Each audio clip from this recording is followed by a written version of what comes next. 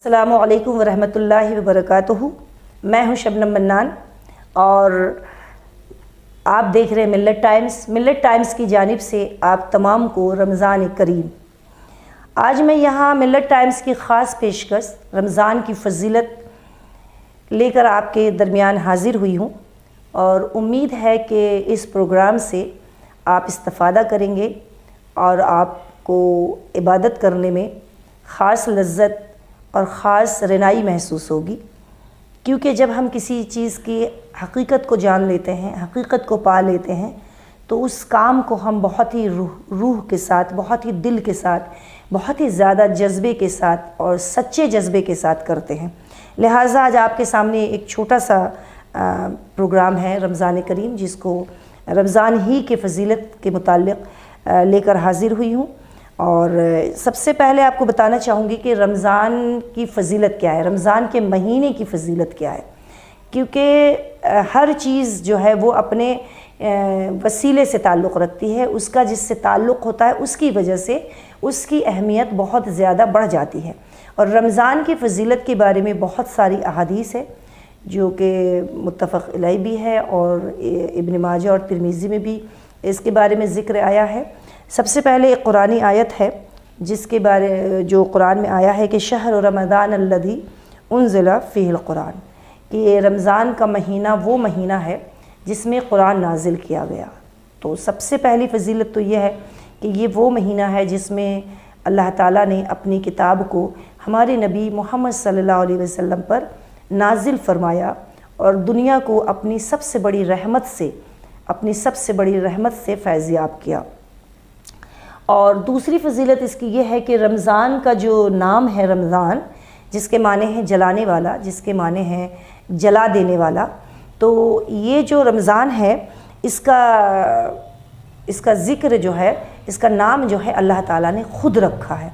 इसीलिए हज़ारों अरबों साल पहले जब अल्लाह ताला ने कुरान की इस आयत का तिलावत किया था तो उसी वक्त इस महीने का नाम मुख्तस हो गया था कि इसका नाम रमज़ान है। दूसरी फ़जीलत ये हो गई कि ये कुरान इसमें नाजिल किया गया है। तीसरी बहुत बड़ी फ़जीलत ये है कि अल्लाह ताला ने अपनी एक ख़ास इबादत रोज़ा, जो कि फ़र्ज़ है मुसलमान पर और जो दीन का रुकन है, उसके लिए अपने इस महीने रमज़ान को, जो शहर रमज़ान है, जो शहर कुरान है, उसको मुख्तस किया, उसको मुकर्रर किया कि इस महीने में इस इबादत को पूरा किया जाएगा, मतलब रोज़े को इस महीने में पूरा किया जाएगा।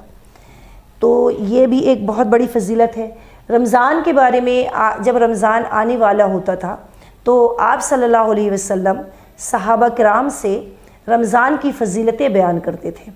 सहाबा किराम से रमज़ान की फ़जीलतें बयान करते थे। एक इब्न माजा की और मुत्तफ़क़ अलैह भी ये हदीस इब्न माजा में भी है कि आप सल्लल्लाहु अलैहि वसल्लम ने सहाबा किराम से फ़रमाया कि रमज़ान की पहली रात यानी जब चाँद निकलता है और वो जो पहली रात आती है, तो पहली रात ही अल्लाह ताला ये करता है कि शैतान को क़ैद कर देता है। जो शयातीन हैं, बड़े बड़े सरकश शयातीन हैं जो हमें बहकाते हैं, इबादत नहीं करने देते हैं, अच्छे काम से रोकते हैं, तो अल्लाह ताला उसको क़ैद कर देता है। तो इससे ये होता है कि रास्ते हमारे लिए हमवार कर देता है अल्लाह ताला कि अब तुम्हारे लिए कोई बहकाने वाला नहीं है, रास्ते में कोई तुम्हें रोकने वाला नहीं है, तुम्हारे इबादतों में या तुम्हारी नियतों में या तुम्हारे दिमाग में कोई खलल नहीं डालने वाला है। लिहाजा अब रास्ता हमवार है, तुम इबादत के लिए उठ खड़े हो और इस महीने की फ़जीलतों से और बरकतों को हासिल कर लो और मेरी रहमतों को हासिल कर लो, मेरी मग़फ़िरत को हासिल कर लो। इस तरह अल्लाह ताला सबसे पहला काम इस महीने की पहली रात में ये करता है कि शयातीन को पाबा ज़ंजीर कर देता है,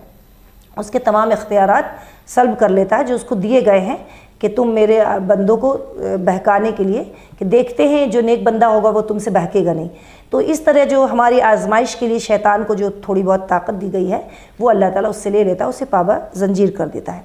दूसरा ये होता है कि जहन्नम के तमाम दरवाज़े बंद कर दिए जाते हैं। जहन्नम के 7 दरवाज़े हैं, 7 दरवाज़े को बंद कर दिया जाता है। ये दूसरी फ़जीलत, दूसरा मतलब इस रात में जो अल्लाह ताला करता है। तीसरा ये कि जन्नत के तमाम दरवाज़े जो है, जो कि 8 दरवाज़े हैं, यानी जहन्नम से ज़्यादा दरवाज़े जन्नत के हैं اور یہ 8 دروازے ہیں، اس 8 کے 8 دروازے اللہ تعالیٰ اس رات کو کھول دیتا ہے اور یہ اعلان کر دیتا ہے کہ میری رحمت ہر خاص و عام کے لیے آج سے کھول دیا گیا ہے، سبھی کے لیے کھلا ہوا ہے۔ میں اپنے خزانے کے دروازے کھول دیا ہوں، جسے چاہے اسے لوٹے اور جتنا چاہے اسے لوٹے اور میری رضا کو حاصل کرے اور جنت کو خود پر واجب کرے۔ یہ اللہ تعالیٰ اعلان کرتا ہے۔ لیکن دیکھ لیجئے کہ یہ ہماری کتنی بڑی کمی ہے کہ ہم رمضان کا جب مہینہ آتا ہے تو اللہ کے اس اعلان کا پورا فائدہ نہیں اٹھا پاتے ہیں، کیونکہ اگر کوئی بادشاہ، ایک عام سا بادشاہ، ایک عام سا امیر آدمی اگر یہ اعلان کر دے کہ میں نے اپنے خزانے کھول دیے ہیں، میرے دروازے کھلے ہوئے ہیں، تم آؤ لے جاؤ، جتنی چیزیں لے جانا چاہتے ہو لے جاؤ، میری رحمت لے جاؤ، میری مغفرت لے جاؤ، میری رضا لے جاؤ، اور میری نعمتوں سے جو چیز حاصل کرنا چاہتے ہو، دنیا کی ہو یا آخرت کی ہو، تم لے جاؤ، تو ہم لوگ پاگل ہو جائیں گے، ہم لوگ بھاگے جائیں گے، گاڑی لے کے جائیں گے، برتن لے کے جائیں گے، جیب میں بھریں گے، کپڑوں میں بھرو، ہر طریقے سے ہم حاصل کرنے کی کوشش کریں گے۔ لیکن اللہ تعالیٰ رمضان کی پہلی رات میں جنت کے 8 دروازوں کو کھول دیتا ہے، یعنی آسمان کے 8 دروازوں کو کھول دیتا ہے اور کہتا ہے کہ تم جس دروازے سے چاہو جتنی رحمتیں حاصل کرنا ہے اپنی رحمتیں حاصل کر لو، اللہ کی ہماری رحمتیں حاصل کر لو، میری رضا حاصل کر لو۔ تو یہ فضیلت ہے، پلس یہ کہ آپ صلی اللہ علیہ وسلم نے ایک مرتبہ جب ممبر کے پہلے پہ قدم رکھا تو کہا آمین، دوسرے پہ قدم رکھا تو کہا آمین، اور تیسرے پہ قدم رکھا تو کہا آمین۔ جب خطبے سے آپ صلی اللہ علیہ وسلم فارغ ہوئے تو صحابہ کرام نے پوچھا کہ کیا وجہ تھی کہ آپ صلی اللہ علیہ وسلم نے آمین کہا، کیونکہ صحابہ کرام کو بہت ہی تجسس رہا کرتے تھے، بہت جستجو میں رہتے تھے کہ آپ صلی اللہ علیہ وسلم سے کوئی بات ہوئی نہیں کہ وہ پوچھنا شروع کر دیتے تھے، بہت جستجو تھی ان کو دین کی۔ تو آپ صلی اللہ علیہ وسلم نے فرمایا کہ میرے پاس جبرائیل علیہ السلام آئے تھے اور انہوں نے کہا کہ ہلاک ہو جائے وہ شخص جس کے پاس ماں باپ میں سے کوئی ایک ہو اور وہ اس کی خدمت کر کے جنت نہ کمائے، تو میں نے کہا آمین۔ پھر جبرائیل علیہ السلام نے کہا کہ ہلاک ہو جائے وہ شخص جس کے سامنے میرا نام لیا جائے اور وہ مجھ پہ درود نہ بھیجے، تو میں نے کہا آمین۔ تیسری بار میں کہا کہ اگر کسی کو رمضان کا مہینہ ملے اور وہ اپنی بخشش نہ کرا پائے تو میں نے کہا آمین۔ تو اتنی بڑی فضیلت ہے کہ اگر کوئی شخص رمضان کے مہینے میں اللہ کی فضیلت کو، چونکہ بالکل عام ہوتی ہے، اللہ تعالیٰ آسمان کے پہلے مرحلے میں آ جاتا ہے اور اپنی رحمتیں 70 گنا زیادہ بڑھا دیتا ہے، اور رمضان میں ہر نیکی کا ثواب 70 گنا زیادہ بڑھ جاتا ہے۔ اسی طریقے سے ایک حدیث میں آتا ہے کہ ہر نیکی کا ثواب 70 گنا زیادہ بڑھا دیا جاتا ہے،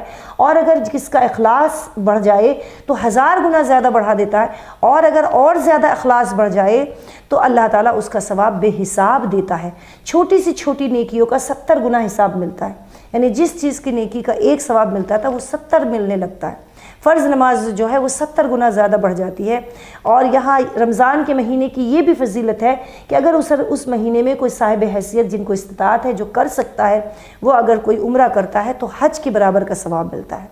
اسی طریقے سے رمضان کے مہینے کی یہ بھی فضیلت ہے کہ اس مہینے میں اللہ تعالیٰ نے رمضان جو ہے قدر کا، شب قدر عطا فرمائی،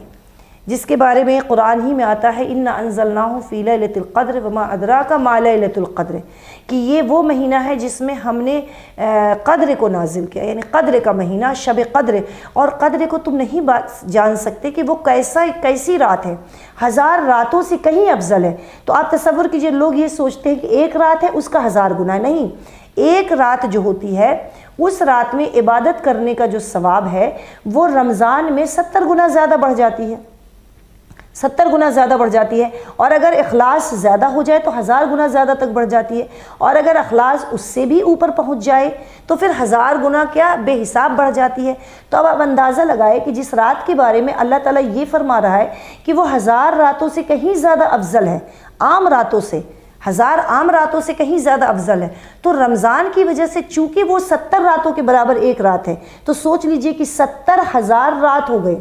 70,000 رات کی فضیلت ہے اس ایک رات کی، جو کہ عدد راتوں میں 19، 21 اور 23 اور 25 اور 27 اور 29، اگر چاند نہیں نکلا تو، اور اگر چاند نکل گیا 29 کو تو پھر وہ چاند رات ہو جاتی ہے، لیکن اگر نہیں نکلا تو پھر وہ شب قدر ہوتی ہے۔ یہ 5 عدد راتوں میں اللہ، دیکھیے اللہ کی مصلحت، دیکھیے کہ وہ واضح نہیں کیا گیا ہے جب واضح کرنے کے لیے فرشتے آ رہے تھے تو 2 لوگوں میں جھگڑا ہو رہا تھا جس کی وجہ سے وہ واپس چلے گئے. تو یہ بھی اللہ کی مصلحت ہے کہ اسے واضح نہیں کیا گیا، کیونکہ اللہ تعالیٰ چاہتا ہے کہ اللہ میرے بندے جو ہے یہ 5 راتوں کی فضیلتیں حاصل کر لے، جو کہ 1000 راتوں کے برابر ہے، لیکن رمضان کی وجہ سے وہ 70,000 گنا زیادہ بڑھ چکا ہے. اور اگر اخلاص انسان کا بڑھ جائے تو وہ 70,000 1000 اور بڑھا لیجیے اس میں، اور پھر اگر اور اخلاص بڑھ جائے تو پھر اس کی لمٹ ہی نہیں ہے کہ کتنی فضیلتیں ہیں اس کی.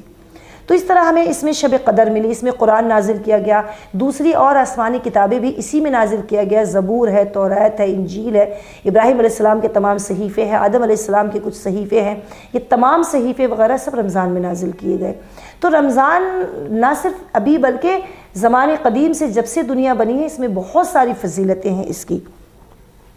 اس کے علاوہ یہ ہے کہ اللہ تعالیٰ جو ہے اس میں شب قدر کیا،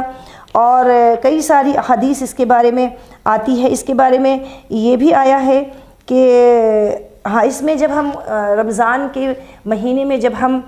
خیرات کرتے ہیں تو اس کا گناہ بھی 70 گنا زیادہ. اس میں دیکھیے زکوٰۃ نکالتے ہیں، کوئی بھی ثواب کا کام ہے جو ہم اسی میں کرتے ہیں، صدقات کے جو بھی اجر ہے وہ بھی بہت زیادہ بڑھ جاتا ہے. تو رمضان کی اتنی ساری فضیلتیں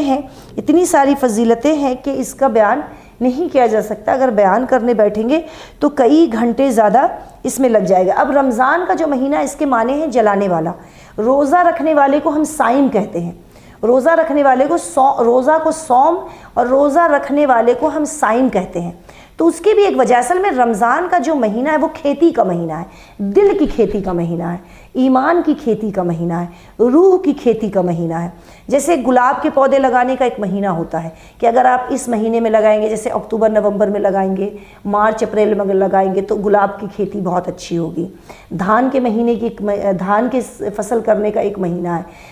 کسی بھی کھیتی کو کرنے کا ایک مہینہ ہوتا ہے. تو ایسے دل کی کھیتی کا جو مہینہ ہے، روح کی کھیتی کا جو مہینہ ہے، ایمان کی جو کھیتی کا مہینہ ہے وہ رمضان ہے. کہ رمضان میں جو بندہ ہے وہ شیطان چونکہ قید کر لیا جاتا ہے، اللہ کی رحمتیں اور فضیلتیں جو ہے وہ 70 گنا زیادہ بڑھا دی جاتی ہے، بلکہ اخلاص بڑھ جائے تو اس کی کوئی لمٹ نہیں ہے. اللہ تعالیٰ پہلے آسمان پر براجمان ہوتا ہے، اللہ تعالیٰ پہلے آسمان پر آ کر اعلان کرتا ہے کہ جو کوئی بھی اس مہینے میں روزے رکھ لے گا، نماز کو پورا کر لے گا تو اس کے تمام پچھلی گناہوں کو معاف کر دیا جائے گا. پچھلے سال اس نے جتنے بھی گناہ کیے اس کو معاف کر دیا جائے گا. آپ فرماتے ہیں کہ جو کوئی رمضان کے پورے روزے رکھ لیتا ہے اور نماز کو ادا کر لیتا ہے، کیونکہ نماز شرط ہے. کچھ لوگ جو ہے وہ روزے رکھ لیتے ہیں. دیکھیے میں بہت ساری عجیب طرح کی کانسیپٹ جو ہے وہ ہماری کمیونٹی میں رائج ہے. کچھ لوگ تو نماز بھی نہیں پڑھتے، روزہ بھی نہیں رکھتے. ایسے بھی بد نصیب لوگ دنیا میں موجود ہیں جس کے بارے میں آپ صلی اللہ علیہ وسلم نے فرمایا کہ ہلاک ہو جائے وہ شخص. لیکن کچھ ایسے بھی لوگ ہیں جو اللہ کے فضل و کرم احسان سے، بہت چھوٹے چھوٹے بچے اور نوجوان بھی، بزرگ بھی، پیشنٹ بھی بہت سارے ایسے ہوتے ہیں جو بہت ساری نیکیاں کرتے ہیں اس مہینے میں اور اس کا پورا فائدہ اٹھاتے ہیں. لیکن کچھ ایسے بھی لوگ ہیں جو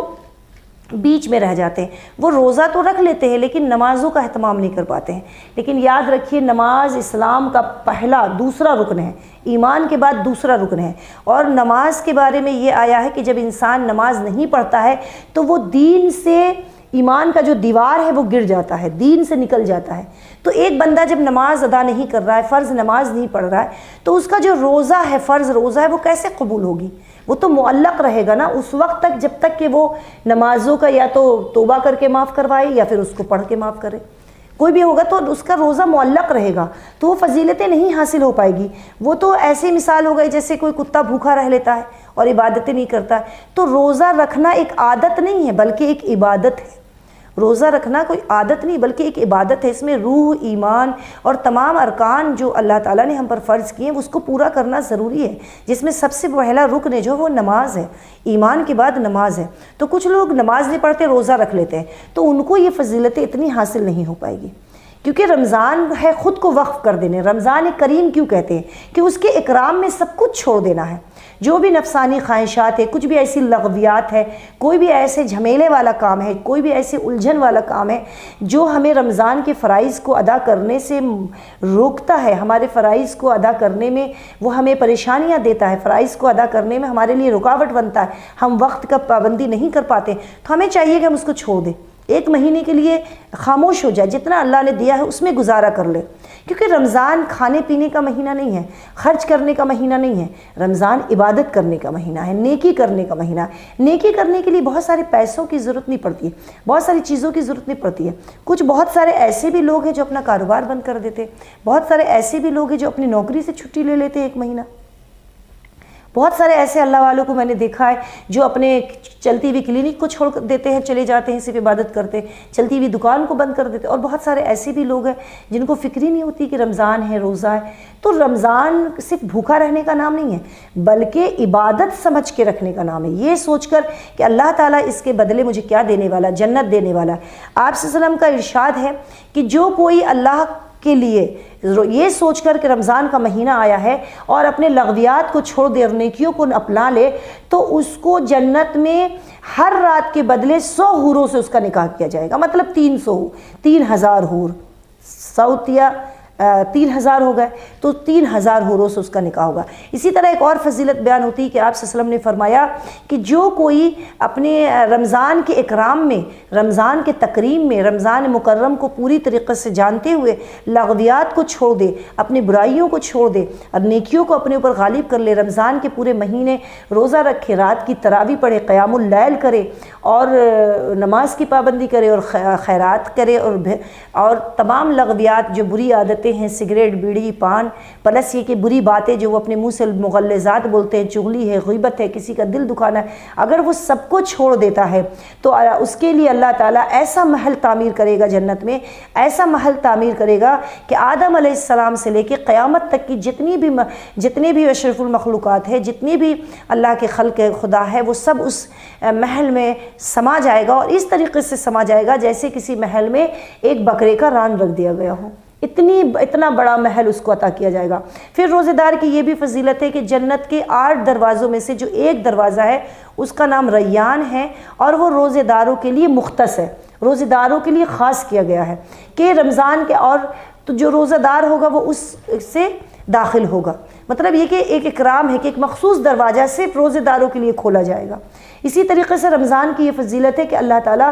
جنت کو پورے سال آراستہ کرواتا ہے، پاراستہ کرواتا ہے، اس کو سجاتا ہے، سنوراتا ہے، اس کی کٹنگ ہوتی ہے، اس کی ہریالی میں اضافہ کیا جاتا ہے، اس کی نہروں میں اور اضافہ کیا جاتا ہے، اس کی خوبصورتی کو بڑھاتا ہے، اس کے محلات کی اور رینوویشن کرائی جاتی ہے، خوب اچھا کرایا جاتا ہے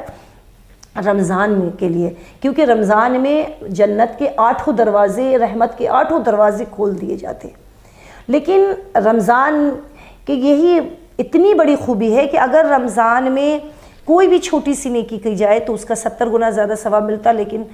ہم جو ہے اس کی پورا فائدہ حاصل نہیں کر پا رہے ہیں۔ اور بھی بہت ساری چیزیں، اس کے 3 عشرے ہیں۔ پہلا عشرہ جو ہے وہ مغفرت کا مہینہ ہے، پہلا عشرہ جو ہے وہ رحمت کا مہینہ ہے، اس کے لیے اللہ تعالیٰ نے خاص دعا بتائی ہے، آپ صلی اللہ علیہ وسلم نے خاص دعا بتائی ہے۔ وہ دعا یہ ہے، رب غفر ورحم وانت خیر الراحمین۔ پہلے عشرہ یعنی پہلا 10 دن جو ہے وہ ہمیں یہ دعا پڑھنی ہے، رب اغفر ورحم وانت خیر الراحمین۔ دوسرے عشرہ جو ہے وہ مغفرت کا عشرہ ہے، اس کے لیے آتا ہے استغفر اللہ ربی من کل ذنب واتوب الیہ۔ تیسرا عشرہ جو ہے وہ نجات کا ہے کہ اللہ تعالیٰ نجات دے دیتا ہے، جہنم سے نجات دے دیتا ہے اور جنت کا مستحق قرار دے دیتا ہے۔ تو اس میں اس کے بارے میں ہے کہ اس کی ایک اور دعا ہے، اللہم انی اسألک عفوا، اللہم انی اسألک عفوا فاعف عنی انک انت الغفور الرحیم۔ یہ والی دعا، اللہم انک عفو تحب العفو فاعف عنی انک انت الغفور الرحیم، یہ پوری دعا ہے اس کی،